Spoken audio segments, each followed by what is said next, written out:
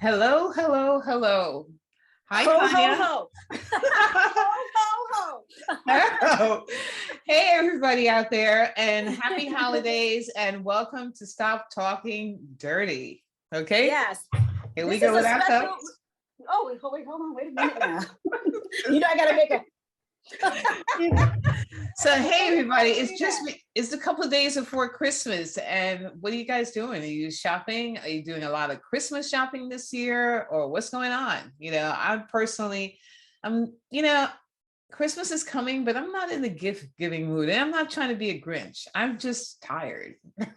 Well, I'm the opposite. I'm feeling very gifty this year. I have given to the shopkeepers in stores on my way out. I give them a little something, something, something. I'm feeling very good and sparkly this year. Yeah. I was finished my shopping very early, so that probably will help with this. Maybe it's helping with my stress level. Yeah. Everybody has received their gifts, and I'm feeling awesome about this Christmas, embracing it. And I got my first tree. Good for you.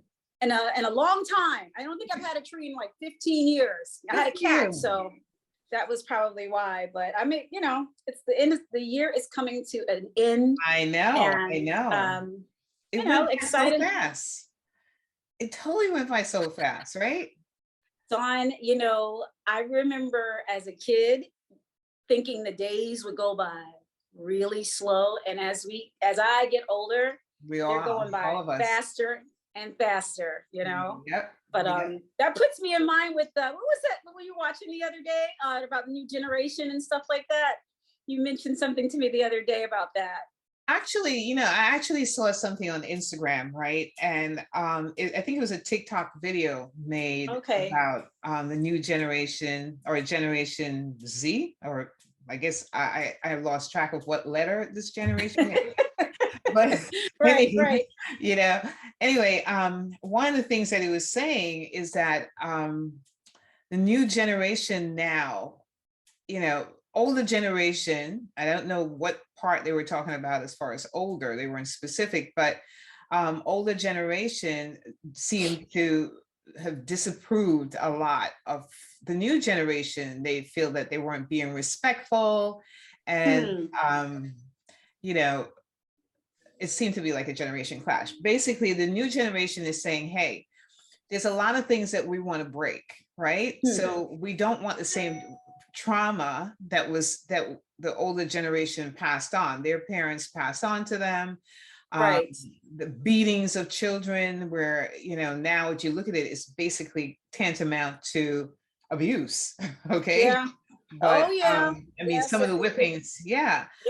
Or that weird Uncle Joe that does weird things that everybody try to cover up. But the new generation now is putting all that on blast, and they're trying to break a lot of the curse from the older generation.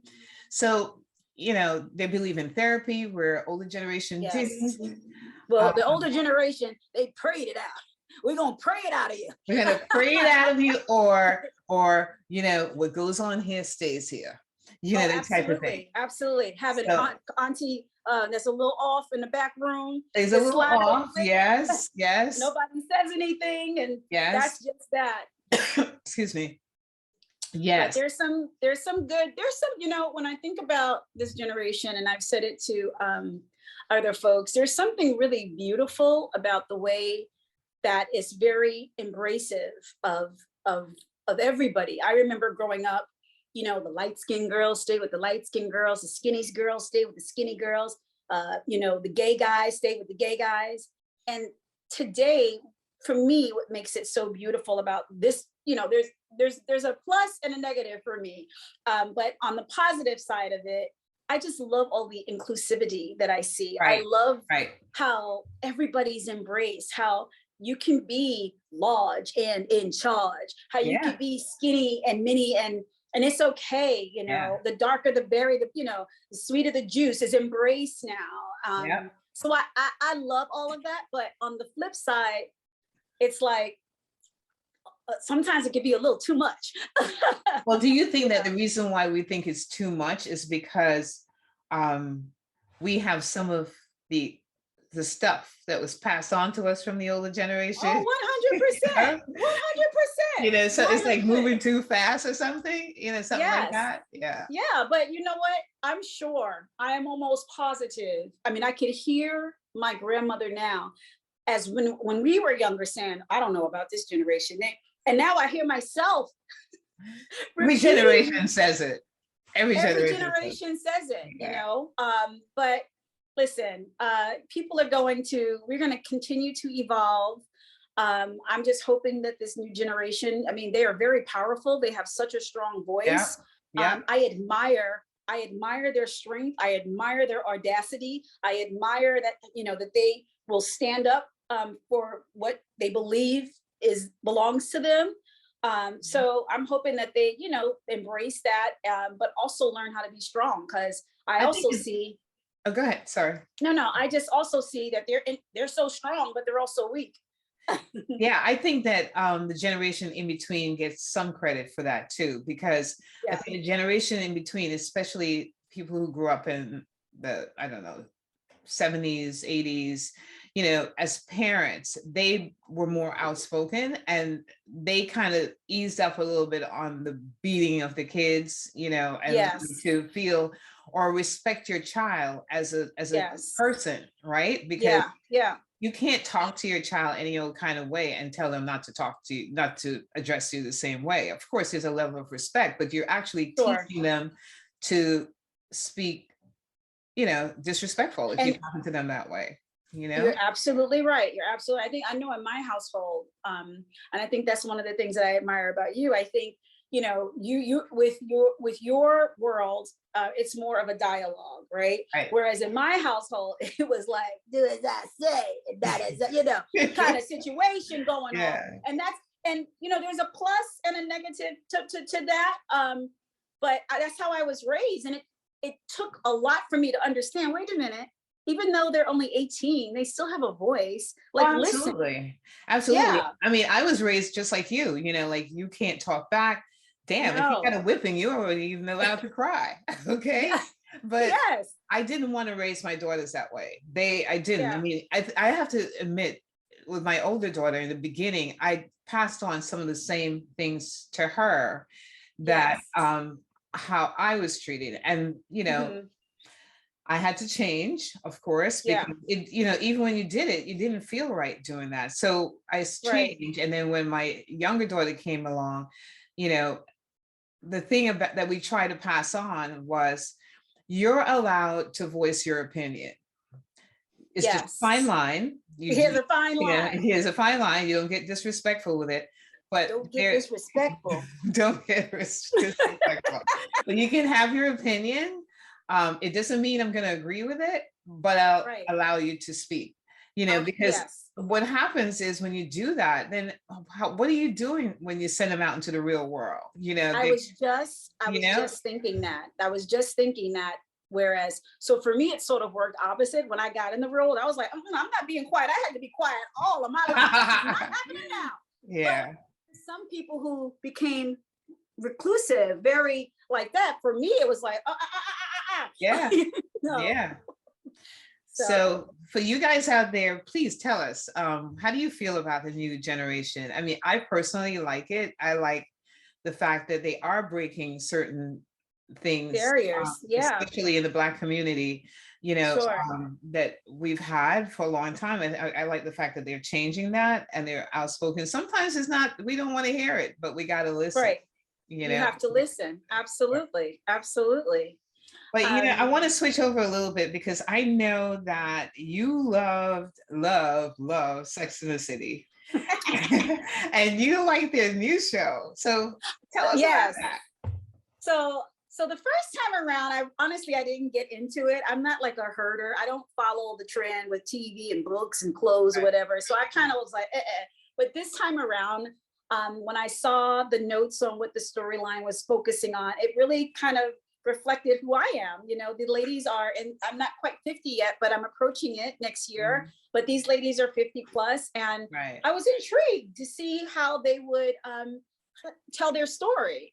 And this last week, this particular episode, I was kind of left, I hate when I say this because I feel like I'm super naive, but and I'm not, but I guess maybe in some ways.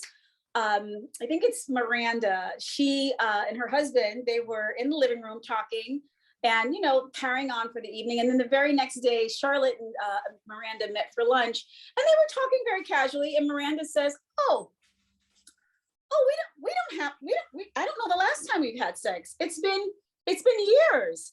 And she said it so as a matter of factly that I was like, oh, is that a thing? Like, is this really, she was just very casual, like it was nothing.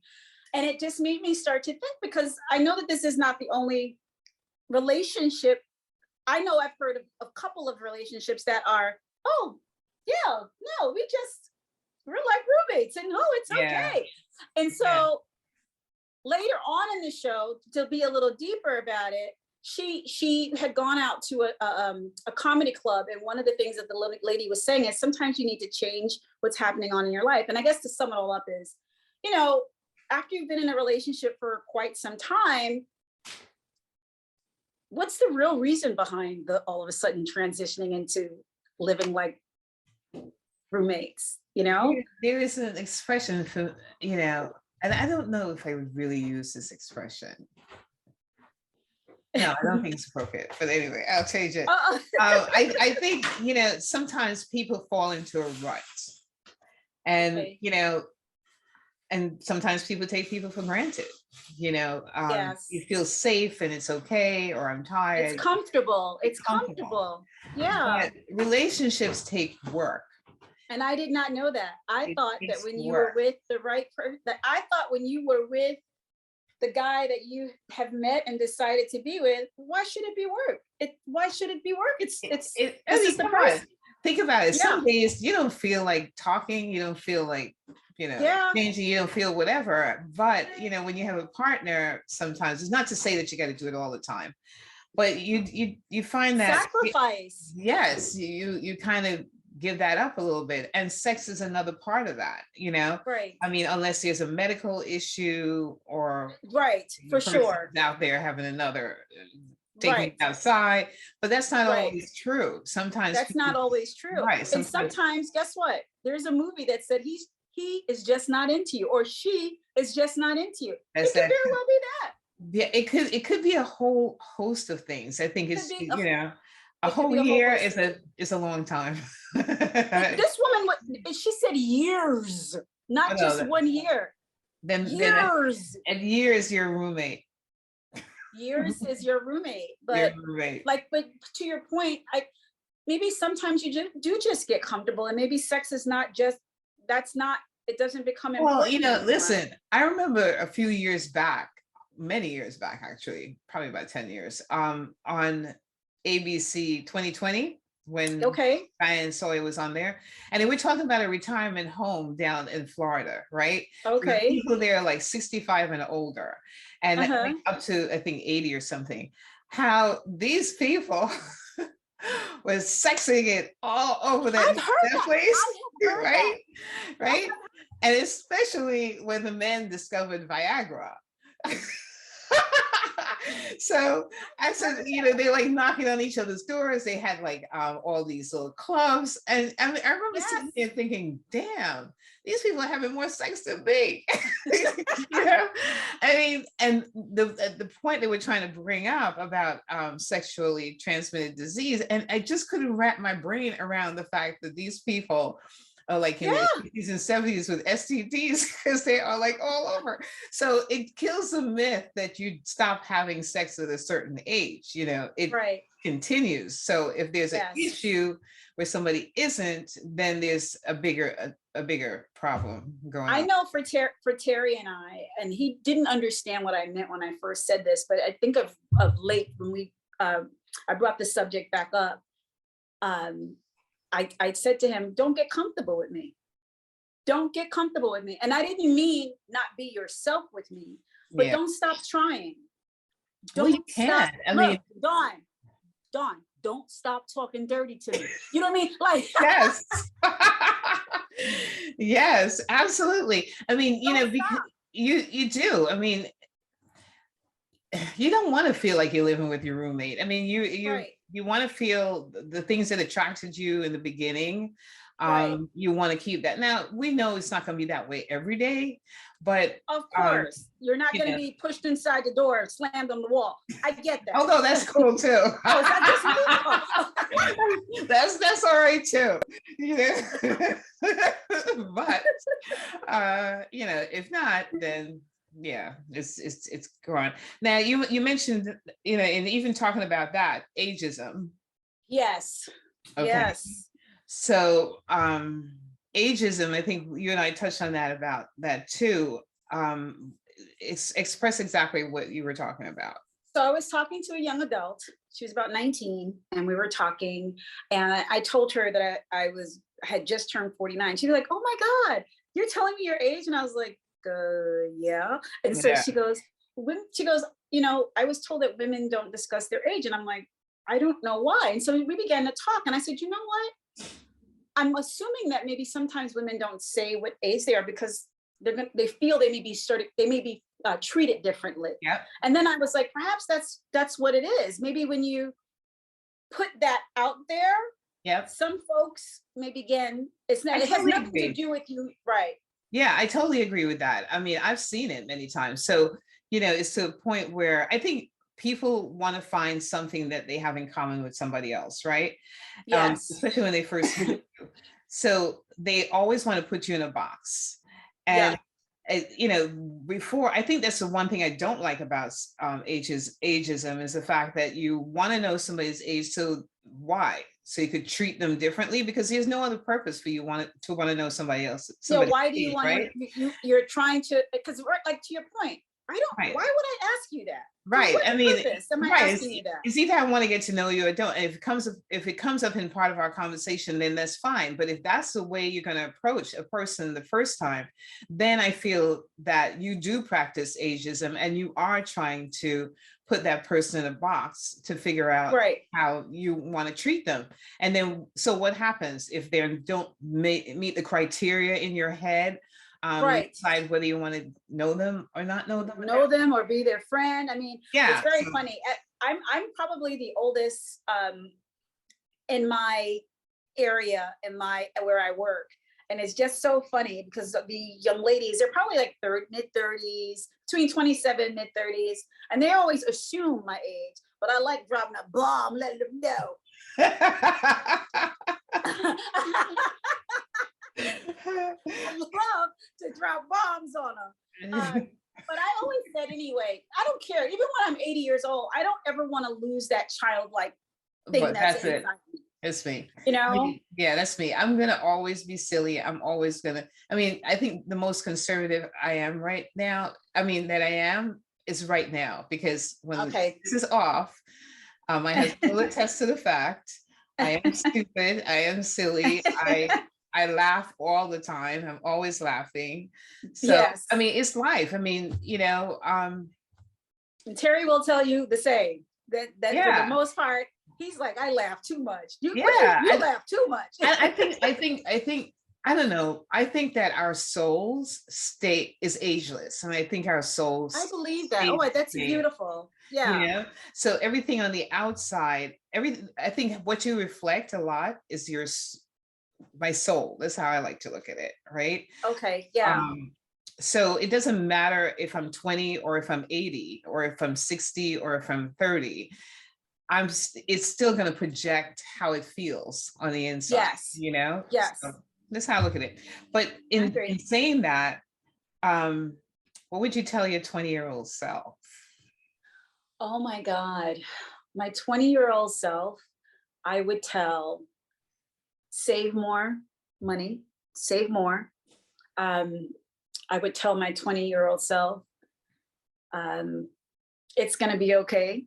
Everything is going to work itself out. Mhm. And that you're enough. You are enough. You Yeah. don't need to try to be anything. And I don't think I ever used to try to be what I'm not. I've never been a wannabe, ever. Anybody will tell you that. Like, I am who I am. I've been Mhm. always. So far since I've known you, yes, that's true. Yeah, no, I'm always myself. I mean, I have people who when I was young, they'll send me the hello, Miss Scott. Yes, put a miss on that, and I've just always had held a high regard for myself, but I think I did that more so externally than inside. As does that make sense? Yeah, Like yeah. I held myself at a high regard because I did not want to be disrespected. I didn't want anybody to take advantage, but inside I was still a little bit shy. And I think now the inside has caught up to the outside. And Yeah, I think when we get to that, I think when we get to that 50-year mark, for the most part, I think it starts at 40 actually. But yeah, especially when you get to the 50-year mark, I don't give a shit what somebody gotta say. You know what I'm saying? yeah, for sure. It's like, Yes. Look, I don't want to go. Look, because I yeah, don't want to go. I don't want to go. I don't want to do it. I don't want to hear it. Do it. I mean, we Exactly. have to conform to a certain extent, right? To fit into work, church, or whatever. But once you hit that mark, it's less and less and less and less. It's like, I want to do what I want to do. I think what I would tell my 20-year-old self is this. All the things you want to do, just do it. Yeah. Stop worrying too much That's a about good one. yeah, just stop worrying about what somebody got to say. Because when you're 20 years old, you think that you still have that childish curiosity, and you still have that thought that you can do anything. But then all the cynical older people tell you you can't, and you believe that. And then as you get older, you realize they were just telling you what they couldn't do. Yes. And you start to believe what they couldn't do, and you thought that had to do with you. And it had nothing to look. That ain't had nothing to do with you. So my 20-year-old self, I say, listen, you wanted to work in music, you should go right ahead and work in music. Yes. You want to travel, you want to have kids later, do it. Exactly. So, I think the other thing, I think that was wonderful. Thanks for sharing that. When you were talking, something just hit me. I think the other thing I would tell my 20-year-old self would be, you think you all that, and that's okay. Because you are. Oh yeah. Right? Yeah. I was so worried that people, I don't want them to think that. No. That's what you think of me? Thank you. Because we had to shrink, ourselves, right? Yes. We definitely had to shrink ourselves. And it's so funny because it's not that I think I'm better. No, it's confident. It has nothing to do with that. It's confident. But we have people in our families, and I'm very have that myself. I've always had a level of self-confidence from when I was a kid. And I think the reason why I had that is because, there was so many people telling me that I didn't look a certain way, or I didn't have this type of features or whatever, right? And I'm an August Virgo child. The more you tell me that I can't do something, is the more I'm going to feel, screw you, I'm going to do it. Right? So I at a young age, I didn't understand it until I got older and really looked back. But at a young age, I wouldn't let somebody, at least outwardly, make me feel. Yes. Like now I'm not going to say, it's not going to say to bother me on the inside, but I'm never going to show you that you make me feel a certain way. And because of that, I think it helped. I would go home and stew about it, but I would not. Yes. Right. So because of that, I started to develop a certain level of self-confidence, and it spilled over in the way I carried myself, the people I invite into my life, the relationships I've had, whether romantic or friends, the type of people that come in. It had to match my energy. If it didn't match my energy, and then I'll hear the comment, even in my own family, you think you're all that. Yes. Why, thank you. Yes, I do. Keep talking dirty. Yes, I do. Yes, absolutely. Yes, exactly. But with that being said, I wanted to also talk to you about, this may tip, but maybe it's a new generation thing, kind of touching back on that a little bit. The bonnets, right? I know there was a whole conversation. Ooh, the bonnets. Yes, the bonnets. So if you're going someplace, headed to a wedding, a function, I kind of can understand. But my issue is, I don't think these people are going any place. I think this is the look that they're trying to put together. I don't know. What are your thoughts? Well, I remember when Monique, the comedian, came out with that comment, and she called herself talking to sister. I'm trying to talk to you as a, I remember that. And there was a lot of comments, pros and cons. Not that it was not pros and cons. There were a lot of people who agreed with her. Okay. On it at home. A lot also said it's not her business to try to police what people wear on the outside, right? Okay. Yeah. So whether they agree with it or not agree with it, she had walked up to someone in the airport, I think it was. Oh, I didn't know she walked up to somebody. She walked up to a young lady, and she basically kind of expressed that it wasn't proper, especially as a Black female, blah, blah, blah, blah. Okay. Whatever. I'm paraphrasing, but yeah, she did. She called herself your mother or auntie. Okay. Whatever. Okay. All right. For me personally, I don't personally care for it outside. They do make other, I think there's a Black-owned company, I think it's called Grace Elaine or something like that. She makes these really nice caps, which are like skull caps, but they're actually satin lined on the inside, so they're like bonnets. So you can wear them whether you want to wear it out or whatever. I personally, I'm not a fan. Okay, no. Because even when I do see it outside, even if they wear it, especially on the plane in the airport, my thing is this: if you're covering your hair so it stays good, what are you taking it off to wear it? You know what I'm saying? Right. Like, in other words, we do this at night, so in the mornings our hair would look really good. Well, if you're already outside of the airport, right, what are you covering it now for? I don't get it. But I don't get it either. Every 2 weeks. That and pajamas. But anyway. In the airport, I went to the airport yesterday, and there was one who came in. She had on that and the bonnet and pajama top. I didn't get it. Now, I'm not saying this. Maybe I sound like I'm judging, and I don't mean this in an ill way. I just personally don't care for it as in the public outside. No, you know what? I don't. And it's not judging. It's just like when you go to a job, you have a uniform. When you go outside, you should be presenting your best self. That's it. Bottom line. Especially, and I'm sorry, especially if you're brown or Black, because when we do something and when we wear or do something, it's really, the narrative changes when it's on our skin, when it's coming from us. Right. It doesn't read the same when other people do the same thing or dress the same way. I've seen other people in the airport look like that, and it all looks like a catastrophe to me. It really does. It really does. Yeah. Whether Black, white, or whatever. It's just, it doesn't, the same way I wouldn't walk through the airport with my bra and panties on. It's just as disgraceful. Yeah. Well, I'm sure, anybody who's listening is going to have their own comment on this.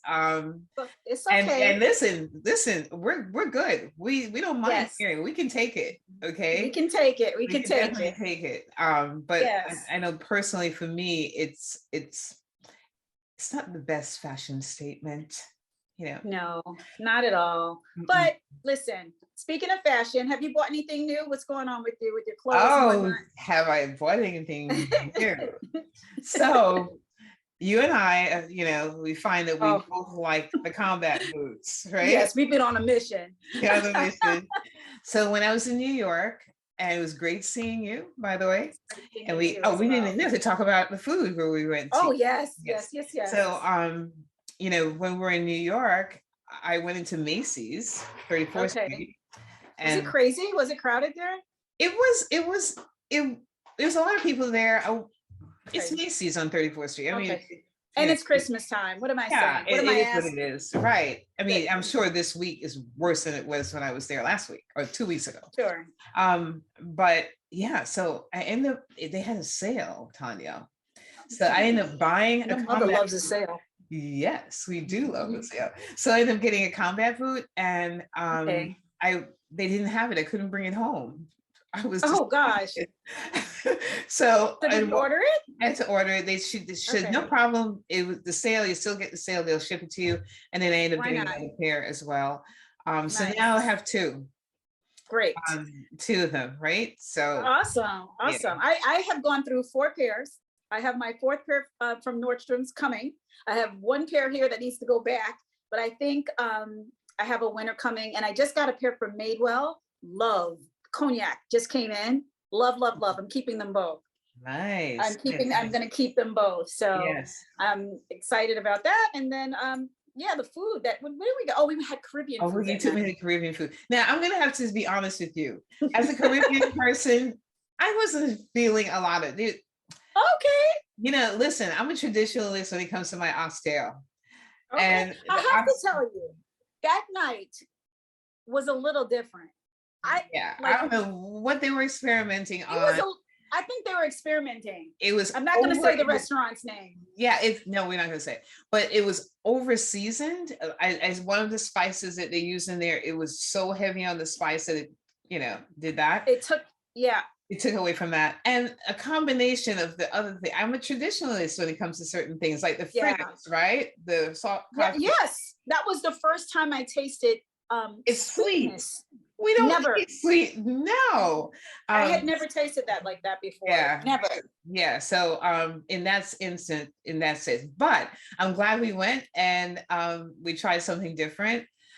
But I think next time when we meet, I gotta talk about some other places that we went to, Absolutely. as well. But listen, we'll come back together. Yes. We just wanted to sort of Stop say it and hello. wish you guys Merry Christmas, Wish you and a tell us Merry what you're doing for Christmas. Christmas. Yes, and wish you a really Happy. wonderful Mhm. new year. Yes. And just stay focused, stay driven. Don't allow what's in front of you. Sometimes it may seem cloudy and dark, but I promise you, once you get through it, there It'll is be a all rainbow right. on the, yes, there's a rainbow on the other side. So with Right. much love.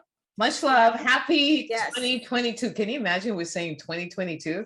I can't get over even that. imagine. I can't Anyway, imagine. But bye, much guys. love. Be well. Take care.